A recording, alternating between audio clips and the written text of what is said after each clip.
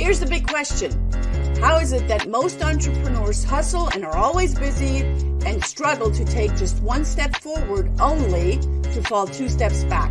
They're dedicated, determined, and driven, but only a few finally break through and win. This show uncovers those quantum leap patterns of highly successful people so you can simply model what they do and apply to your future success. That's the question, and the answers are right here. My name is Brigitta Hoeferle, and this is the Success Patterns Show. That is right. Happy Tuesday, everyone. I'm so excited and honored to be here yet again with you on this Tuesday for the Success Patterns Show, where we put the do in learn, do, teach. My name is Brigitta Hoeferle. I am the CEO of the Center of NLP and the founder of the Success Pattern Movement.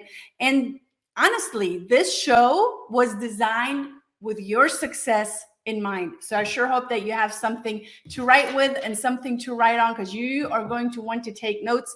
We have, as every Tuesday, an incredible guest expert, and she is going to bring you nuggets. Why do I say that? I know her personally. I have learned a lot from her. I've gone through her certification process. But before I bring her on, the success is all about the quality and our attitude, the quality of our communication, the attitude towards the word success, whatever that means to you, because it's an interesting thing, the success thing. It shapes its meaning within each individual success seeker, and it doesn't have any limitations to personal life or business life. It is modeled. Success is modeled in patterns, strategies, and behavior. And I'm pretty sure a lot of you guys know Anthony Robbins or Tony Robbins, and he's known for saying that success leaves clues. And I say success comes in patterns. And within this show, we are decoding these patterns that led to the success of our guest experts, so you can then encode it and then apply it in your own life, so you can have success starting right now. As humans, we are hardwired for hands-on applications by living teachers. We're not theoreticians, because they just kind of talk a good game. Here are grand masters at work, and we're going to give you tips on how to model success. So pay close attention. We have a great show today. We are going to give you some insights in why the federal and corporate marketplace is under-tapped. And this person, our guest expert today, is helping businesses scale and grow. She's a multiple award-winning business growth strategist.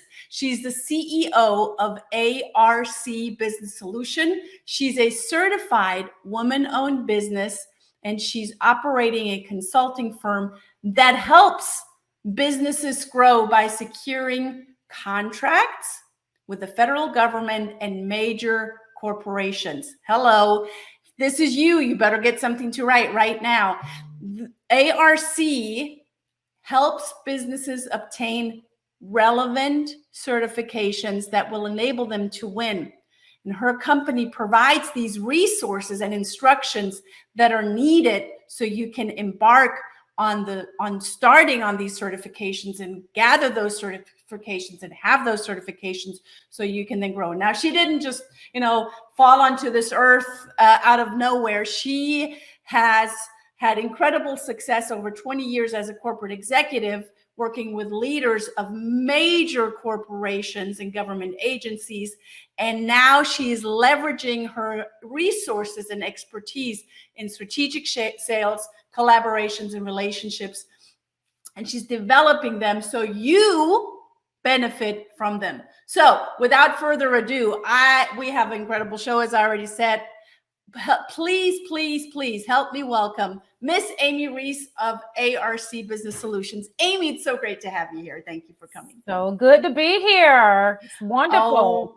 Oh my goodness. So Amy, there's so many questions, and I want to start out with the first question that kind of already was in the introduction. You help businesses get certifications? What kind of certifications? You name it. So we help them. We started originally, it's crazy to say it's been 7 years since we first launched, but we originally started with your basic certifications, and our target were women. So our main certification service that we provide is the woman-owned small business certification. We provide the technical assistance for our clients, of course, that's administered through the SBA. We also do minority or MBE certifications for those who want to compete in the corporate marketplace. Hub Zone, we just became a technical assistance partner for 8A certification. We have a lot of veteran clients. Maybe about 4 years ago, we rolled out our veteran certification that's in partnership with the VA, which is now going to be under the SBA. And also we do Hub Zone as well. So and also is DBE certification. So really, any of the certifications that can help a small business owner take their business to the next level. It all depends on what marketplace they want to compete in. It depends on their product or service. And at that point, we're able to kind of guide them on what certifications are best for them. Yeah, so amazing. And you have said many letters put together that a lot of people are probably going to go, when you play a funny sound for a dog and a dog goes, huh? SBA, Hub Zone, WOSB. What does all of that mean? Okay, bad habit of mine. Okay, so the WOSB is the Woman-Owned Small Business Certification.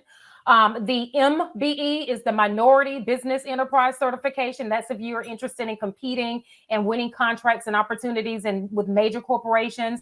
There is the Hub Zone, which is the Historically Underutilized Business certification. That's primarily if your business is a brick and mortar and you operate in an underutilized or hub zone.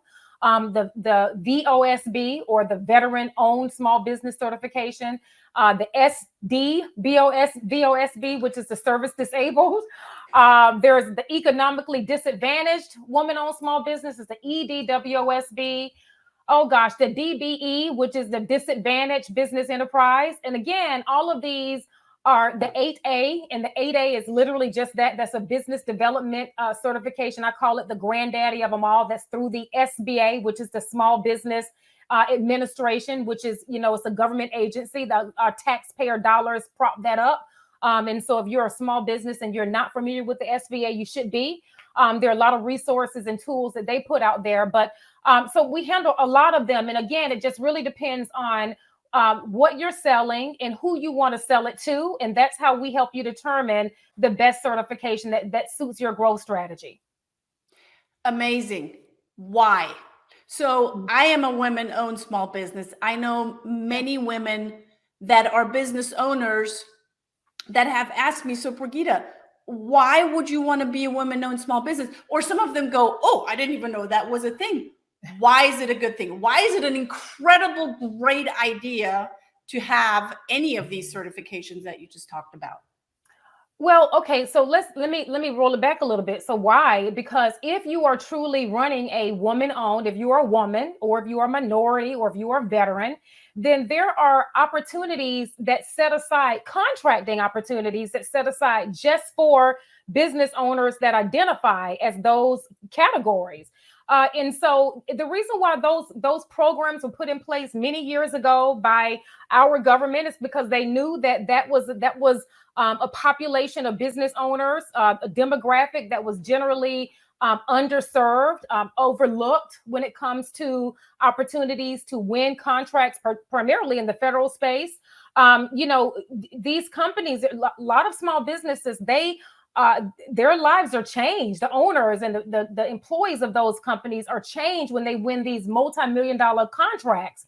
And so the federal government recognized, though, that there was inequity in those spaces, because most of the contracts were going to the traditional, male, a non-minority male company, right? And so that would be the majority of those contracts. And so the federal government understands that. In addition to that, when you think about how much money the federal government spends, it literally is the world's largest purchaser of goods and services. There is no entity on the face of the earth that buys more than our federal government. And they have a duty to make sure that they provide equal access. And so one of the ways that they do that is by putting in place, again, many years ago, they put in place a law or laws that says that a certain percentage of their spend, which is on average about $1.1 trillion, that's with the T. So 23% of that money that's spent in the federal marketplace is supposed to go to small businesses. Well, that's about $254 billion, but less than that was 1%, a B. With a B, right? So, but less than 1% compete in the marketplace because they don't understand it. They think it's overwhelming. It is a little bit confusing, and a lot of business owners are intimidated by it. So, the reason why we are here is to help small businesses be able to understand that there is tremendous opportunity in the space, and there are set asides just for those types of companies. But if you don't have those certifications, you can't leverage that access. And it's a game changer if you use it the right way. So you're saying if a woman owned or minority owned or veteran owned, truly veteran owned, woman owned, minority owned business does not have that certification, they can't play. They cannot bid in that same market. Right. So you're giving the disadvantaged, I'm going to just say it as it is, you're giving the disadvantaged an advantage. Absolutely. Yeah. I mean, and absolutely. If the disadvantage utilizes what's been put into place, right? So, even the current administration in this past December, he signed an additional executive order for even more greater set aside for disadvantaged and minority businesses. Listen, but still less than 1% compete in the marketplace. And so again, a lot of it has to do with readiness, understanding, and making sure that you're really, really able and showing up well in the space. So there's a lot to it other than just, getting certified, right? I mean, so we do that, but there's a lot to this process. And so really where our heart is to be able to teach small businesses or small business owners how to really show up in this space so they can show up well. So they can build up their capabilities. We practice what we preach. So the same strategies that we have used that I used when I was 20 something years in corporate and was a part of, multi-million-dollar sales teams where we created strategic and cultivated those strategic partnerships with multi-million-dollar organizations. I do it with my company. That's how we were able to grow. It feels like a dream sometimes how quickly, but I use a lot of the same skill sets. So I'm literally I practice what I preach, and what I tell small business owners is exactly what I have done and what I still do in order to continue to scale my own company. Yeah. So you literally practice what you preach, and you, like I said earlier, they're not theoreticians here at work. We're grandmasters, and you have identified a market, and it sounds like not just logically, but out of passion. There's a certain passion. And Amy, you and I, we know each other personally, and we've met many, many years ago, and our paths continue to cross because you also help our company. So where does that passion, where does that drive, where does that hunger come from? Oh, girl, that's a loaded question. Don't you get me started today? We only have 30 minutes, Brigitta. No wonder you had to ask me that. Listen, I am a firm believer.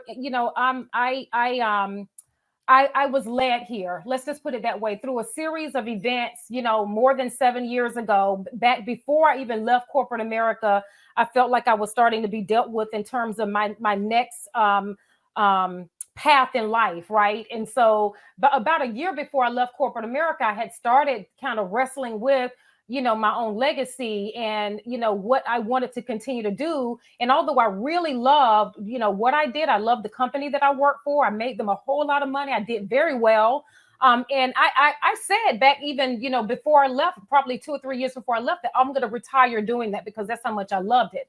But I was led in a different direction, and I believe that I'm here for a reason. And really, when I first started, I really was not going to be working with small businesses. ARC Business Solutions was not originally going to be doing this. It was my goal was to continue to work with large corporations. I have a really deep Rolodex of high level individuals that the company that I worked for before. I've developed some really deep relationships, and my goal was to continue to do that on a consulting basis, and continue to consult with those people and to do it, under my own entity, as opposed to the company that I was working with. And God just said, no, we're going to put you over here and utilize your skill set to impact the small business space. And I can't, when I was first led in that direction and it became more and more clear what I was supposed to be doing, I thought, what in the world? Like, that is not even something, but I absolutely love it, because what I've learned since I've been in this space is that, people don't know what they don't know. And you could be a great electrician, or you could be a great, landscaper or IT person. But what you may not know is you may not know sales strategy. You don't know how to uncover the corporate structure so that you can, make the right connections with these companies. You don't know how to craft maybe an effective email for great. There's a lot to owning a business than just the product itself. To really scale your company, you've got to have a particular skill set, and most small business owners don't have that. And I was very blessed to be able to spend 20 something years cultivating and honing those skill sets that I've been able to personally use with my own entity. But now I can transfer that information to our clients, which is what I really love, because I love to see like the deer in the headlights, the light bulb going off, so people can really understand that if I did it, you can do it too. Oh, you know what? And that is the true and most fundamental explanation of expert modeling. If one person can do it, anyone can. That's right. Yeah. Many years ago, I received a T-shirt from you, and I still love wearing it, although it's starting literally to fall apart. Mine too. Yeah. The Shatter. I have another one though. I have this one now. I need to get you one. What does it say? Lead women. Says, I lead a certified woman-owned business.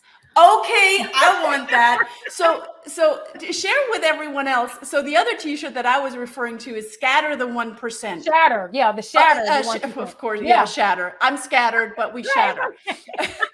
Why shatter the 1%? Tell us more about that. Yeah, well, and we're still shattering the 1% 7 years later, because, okay, what did that mean? Which is really profound to me. So I mentioned that less than 1% of small business owners compete in the federal marketplace. So just kind of wrap your head around. Say that again. Less than 1%, right? So if I just said that the government spends $1.1 trillion, and that's just the government. We know major corporations have supplier diversity initiatives. They spend tens of hundreds of millions of dollars too in their vendor programs, right? But just for the sake of this conversation, we're talking federal government. So they spend, federal government, our taxpayer dollars, $1.1 trillion or more every year.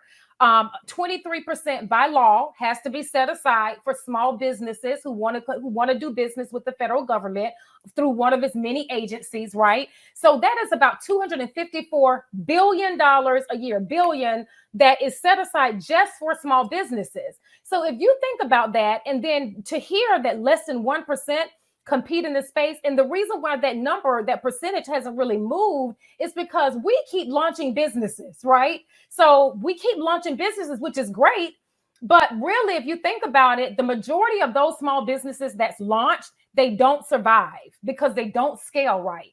And so I think that when you launch with intention, I'll give you an example. I have a couple of clients, but this is one in particular.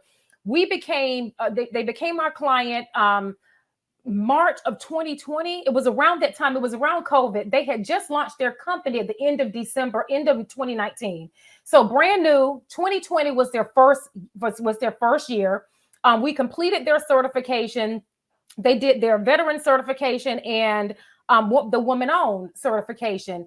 And last year in 2021, they grossed, really their first year out the gate, $864,000 in revenue in 1 year. And that was one contract.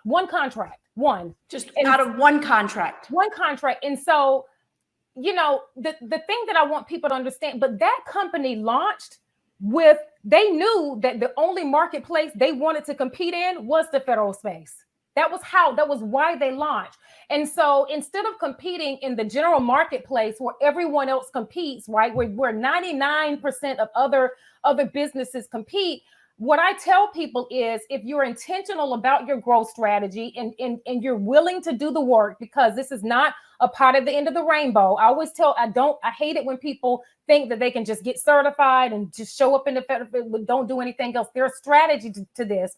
But if you're intentional with your strategy from the very beginning, it's a game changer if you do it the right way. So, so the Shatter the 1% is my goal when we launched 7 years ago, was to say more than 1% competes in the federal space. We want to shatter that 1%. We want it to be 10%. We want it to be 20%. We want as many businesses as willing to compete and to stretch themselves in a different marketplace outside of what they're used to. And that can be whether the federal space or the corporate space. But that's the reason why you kind of want to be intentional. What are you selling and who do you want to sell to?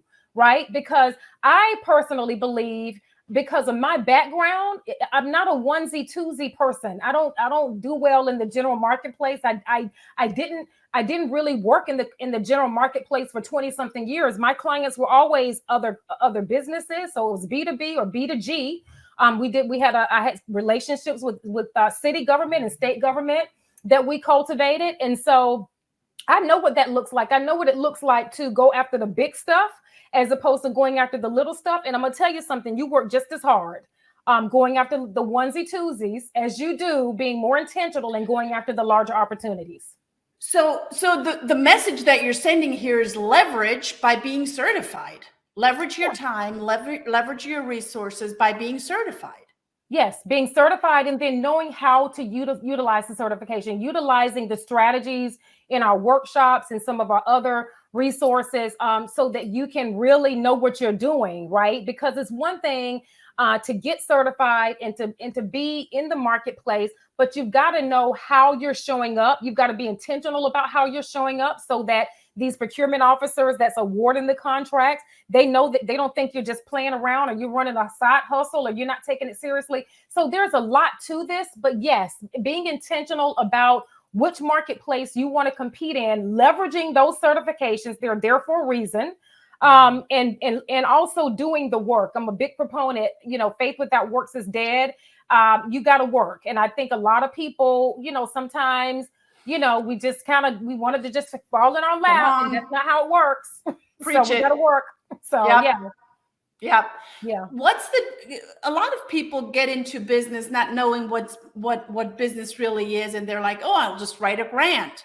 Tell us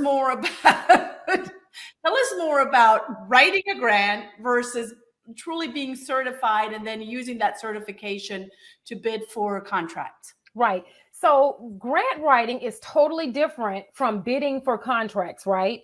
A grant writer is someone who actually, when you decide that you want to compete for a particular contract, depending on the contract, because there are some contracts $250,000 or less, there is no bidding.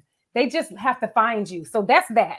But let's talk about the multi-million-dollar contracts, right? So you come across a contract, your capabilities, you've built up your capabilities, you've done some teaming already. So you're ready now to compete on your own and be a prime, right? So now you need to answer the request for proposal, which is what's put out there when the government says we're looking for, 1 million widgets, or we need this class taught for the next 2 years, or we need this software. And so whatever it is that you are selling or they're buying, right? So once that is put out there, then you're going to answer the bid. And a grant writer is the one who actually write the proposal. So as a grant writer, they're really not writing a grant. Now there are grant writers on the nonprofit side.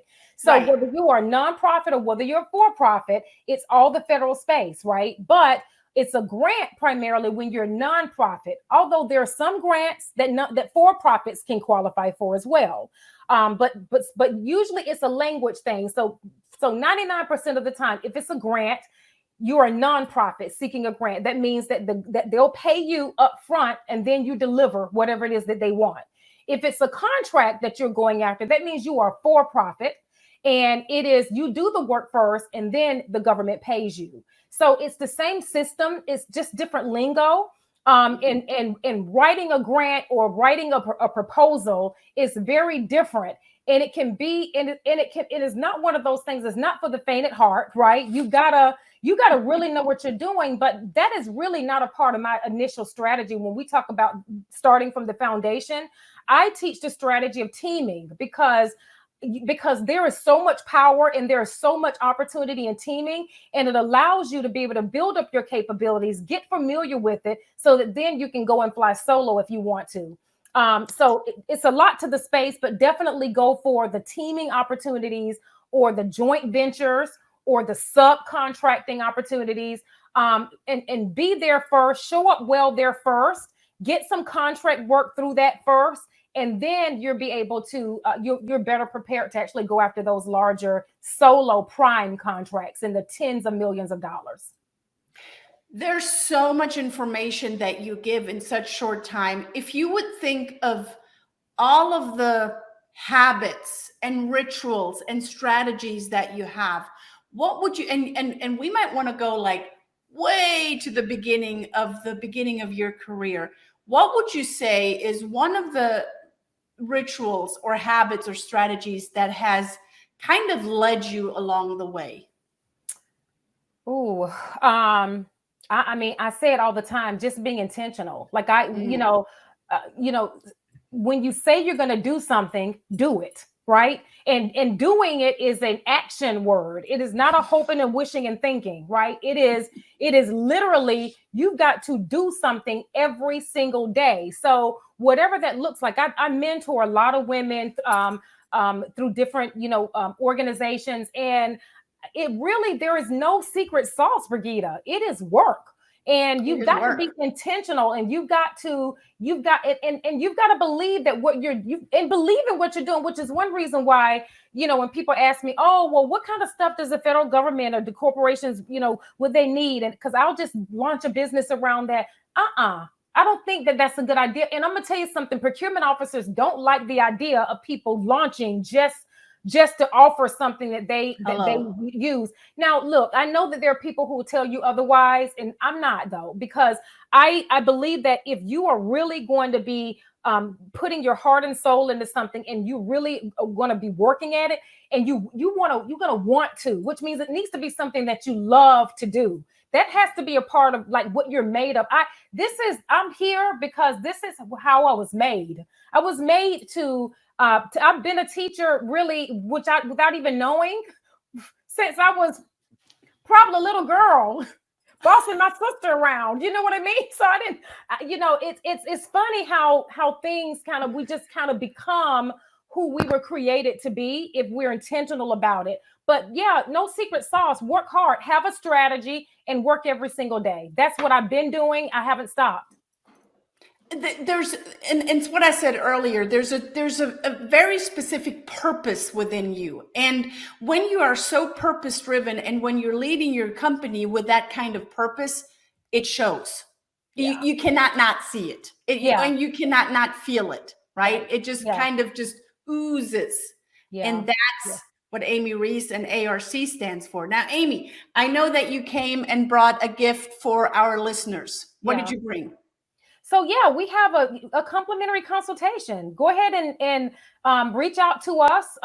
You can go on www.arcanswers.com. It's arcanswers.com. And scroll down, schedule a 30-minute consultation. It's complimentary. And I'll be more than happy to talk to you about what you do, what product or service you offer, which is the right marketplace. And I'll tell you the truth. If it's not something that I feel like is leveraged in either, or maybe it's more advantageous in one marketplace over the other, then I'll tell you. But yeah, that's what I offer. And it's always my pleasure to do that. So definitely you can go on the website and schedule with me, and I'll be more than happy to help you kind of, work through your strategy and kind of, have a high level overview or blueprint, I guess, of what your roadmap should look like. arcanswers.com. arcanswers.com. Guys, go there. Get your 30 minutes. You're going to love it. I mean, you got a taste of Amy Reese right here, and we can go on and on and on because we have literally just scratched the surface. So yeah. Amy, you're going to come back on the show. Of course. I cannot stress enough, you guys, go and get your answers.com 30-minute consultation booked. Get it done. Get with Amy. Find her. Oh, Amy, we have your Facebook right here. Mm-hmm. Get in touch with ARC Business Solutions on Facebook. So facebook.com/ARC Business Solutions, and also on LinkedIn, ARC Business Solutions. That's where folks can also find you. Mm-hmm. Find her, connect with her, build a relationship with Amy. And this is not just for our Atlanta people. This is throughout the United States. Oh, for sure. Yeah, we've literally got clients from New York to New Mexico. So it doesn't matter where you're located. Yeah. Fantastic. Amy, thanks for being on. Guys, tune in again. Get with Amy. Tune in again next week. Same time, same place here at the Success Pattern Show. Thanks, Amy. Ciao, everyone. Bye. Thank you for tuning in to the Success Pattern Show at www.thesuccesspatternshow.com. My name is Brigitta Hoeferle.